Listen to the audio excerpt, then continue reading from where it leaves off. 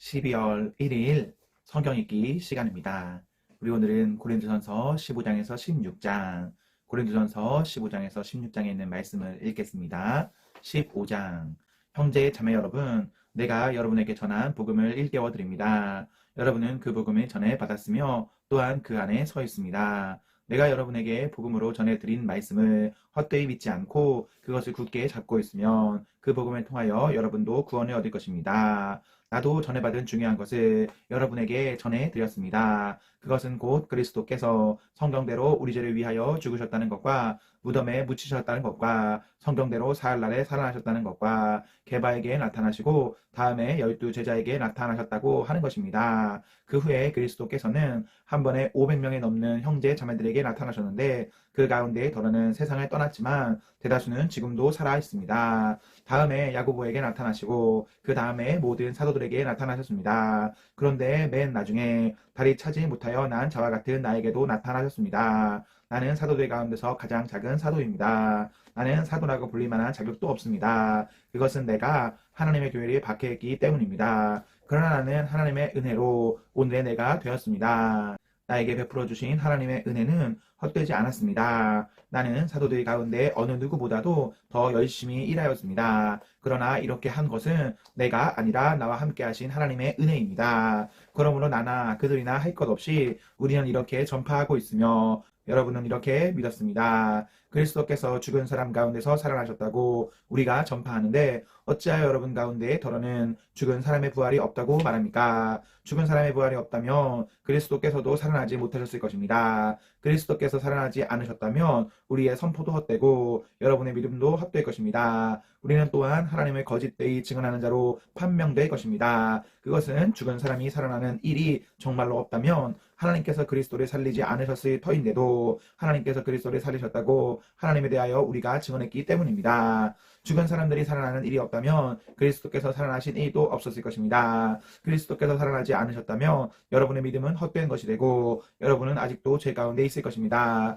그리고 그리스도 안에서 잠든 사람들도 멸망했을 것입니다. 그리스도 안에서 우리가 바라는 것이 이 세상에만 해당되는 것이라면 우리는 모든 사람 가운데서 가장 불쌍한 사람일 것입니다. 그러나 이제 그리스도께서는 죽은 사람들 가운데서 살아나셔서 잠든 사람들의 첫 열매가 되었습니다. 한 사람으로 말미암아 죽음이 들어왔으니 또한 한 사람으로 말미암아 죽은 사람의 부활도 옵니다. 아담 안에서 모든 사람이 죽는 것과 같이 그리스도 안에서 모든 사람이 살아나게 될 것입니다. 그러나 각각 제 차례대로 그렇게 될 것입니다. 첫째는 첫 열매이신 그리스도요. 그 다음은 그리스도께서 재림하실 때에 그리스도께 속한 사람들입니다. 그때가 마지막입니다. 그때에 그리스도께서 모든 통치와 모든 권위와 모든 권력을 폐하시고 그 나라를 하나님 아버지께 넘겨드리실 것입니다. 하나님께서 모든 원수를 그리스도의 발 아래에 두실 때까지 그리스도께서 다스리셔야 합니다. 맨 마지막으로 멸망받을 원수는 죽음입니다. 성경에 이르기를 하나님께서 모든 것을 그의 발 아래에 굴복시키셨다 하였습니다.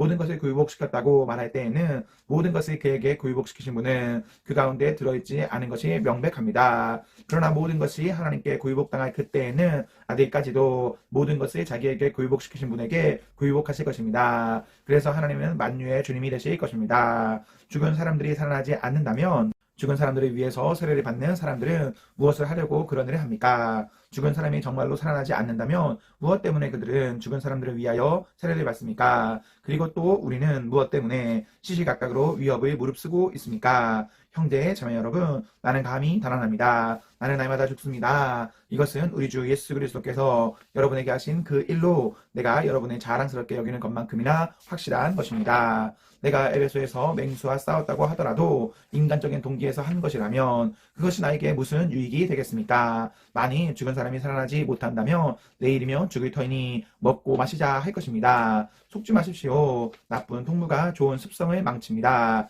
똑바로 정신을 차리고 죄를 짓지 마십시오. 여러분을 부끄럽게 하려고 내가 이 말을 합니다만 여러분 가운데서 더러는 하나님을 아는 지식이 없습니다. 그러나 죽은 사람이 어떻게 살아나며 그들은 어떤 몸으로 옵니까 하고 것이라고 묻는 사람이 있을 것입니다. 어리석은 사람이여, 그대가 뿌리는 씨는 죽지 않고서는 살아나지 못합니다. 그리고 그대가 뿌리는 것은 장차 생겨날 몸 그 자체가 아닙니다. 밀이든지 그 밖에 어떤 곡식이든지 다만 씨앗을 뿌리는 것입니다. 그러나 하나님께서는 원하시는 대로 그 씨앗의 몸을 주시고 그 하나하나의 씨앗에 각기 고유한 몸을 주십니다.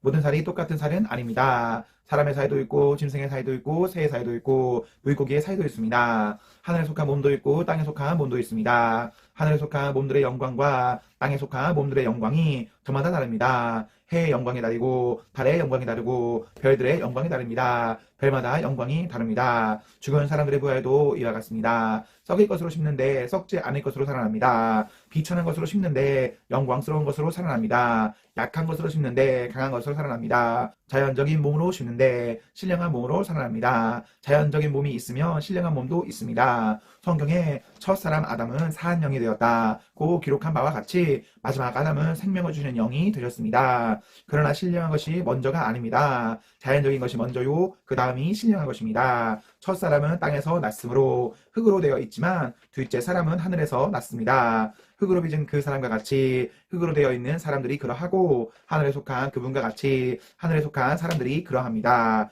흙으로 빚은 그 사람의 형상을 우리가 입은 것과 같이 우리는 또한 하늘에 속한 그분의 형상을 입을 것입니다. 형제자매 여러분, 내가 말하는 것은 이것입니다. 살과 피는 하나님 나라를 유산으로 받을 수 없고 썩을 것은 썩지 않을 것을 유산으로 받지 못합니다. 보십시오. 내가 여러분에게 비밀을 하나 말씀드리겠습니다. 우리가 다 잠들 것이 아니라 다 변화의 터인데 마지막 나팔이 울릴 때에 눈 깜빡할 사이에 후련히 그렇게 될 것입니다. 나팔 소리가 나면 죽은 사람은 썩어지지 않은 몸으로 살아나고 우리는 변화할 것입니다. 썩을 몸이 썩지 않을 것을 입어야 하고 죽을 몸이 죽지 않을 것을 입어야 합니다. 썩을 이 몸이 썩지 않을 것을 입고 죽을 이 몸이 죽지 않을 것을 입을 그때에 이렇게 기록한 성경 말씀이 이루어질 것입니다. 죽음을 삼키고서 승리를 얻었다. 죽음아 너의 승리가 어디에 있느냐? 죽음아 너의 독침이 어디에 있느냐? 죽음의 독침은 죄요, 죄의 권세는 율법입니다. 그러나 우리 주 예수 그리스도를 통하여 우리에게 승리를 주시는 하나님께 우리는 감사를 드립니다. 그러므로 나의 사랑하는 형제 자매 여러분, 굳게 서서 흔들리지 말고 주님의 일을 더욱 많이 하십시오. 여러분이 아는 대로 여러분의 수고가 주님 안에서 헛되지 않습니다.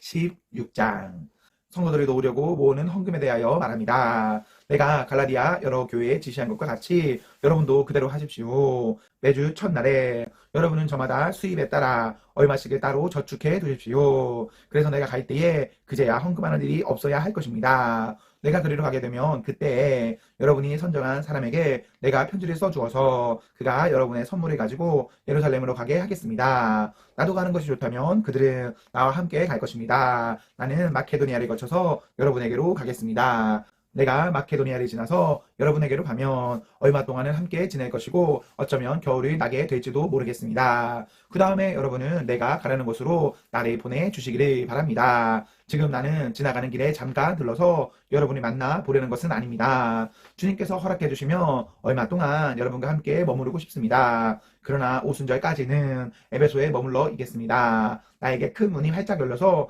일이 많이 할 수 있는 기회가 왔습니다. 그러나 방해하는 사람도 많이 있습니다. 디모데가 그리로 가거든 아무 두려움 없이 여러분과 함께 지낼 수 있도록 보살펴 주십시오. 그도 나와 마찬가지로 주님의 일을 하는 사람입니다. 그러므로 아무도 그를 없이 여겨서는 안 됩니다. 그리고 그가 내게로 돌아올 때에 그를 평안한 마음을 지니게 해서 보내주십시오. 나는 형제들과 함께 그를 기다리고 있습니다. 형제 아볼로에 대하여 말하겠습니다. 내가 그에게 다른 형제들과 함께 여러분에게 가려고 여러 번 권하였지만 그는 지금 갈 마음이 전혀 없습니다. 그러나 적절한 때가 오면 갈 것입니다. 깨어 있으십시오. 믿음에 굳게 서 있으십시오. 용감하십시오. 힘을 내십시오. 모든 일을 사랑으로 하십시오. 형제, 자매 여러분, 나는 여러분에게 권합니다. 여러분이 아는 바와 같이 스데바나의 가정은 아가야에서 맺은 첫 열매요 성도들이 섬기는 일에 몸을 바친 가정입니다. 그러므로 여러분도 이런 사람들에게 순종하십시오. 그리고 또 그들과 더불어 일하며 함께 수고하는 각 사람에게 순종하십시오.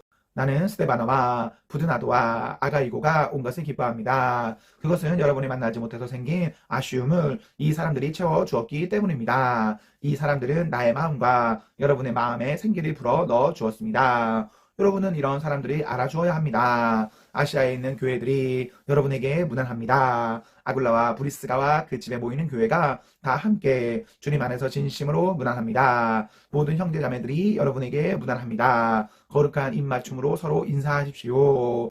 나 바울은 친필로 인사에 말했습니다. 누구든지 주님을 사랑하지 않는 사람은 저주를 받으라. 마라나타, 우리 주님 오십시오. 주 예수의 은혜가 여러분과 함께 있기를 빕니다. 나는 그리스도 예수 안에서 여러분 모두를 사랑합니다. 아멘. 아멘. 네, 우리 오늘 말씀을 모두 읽었습니다. 우리 오늘 하루도 하나님과 사랑 앞에서 행복하십시오. 성령 충만하십시오. 안녕.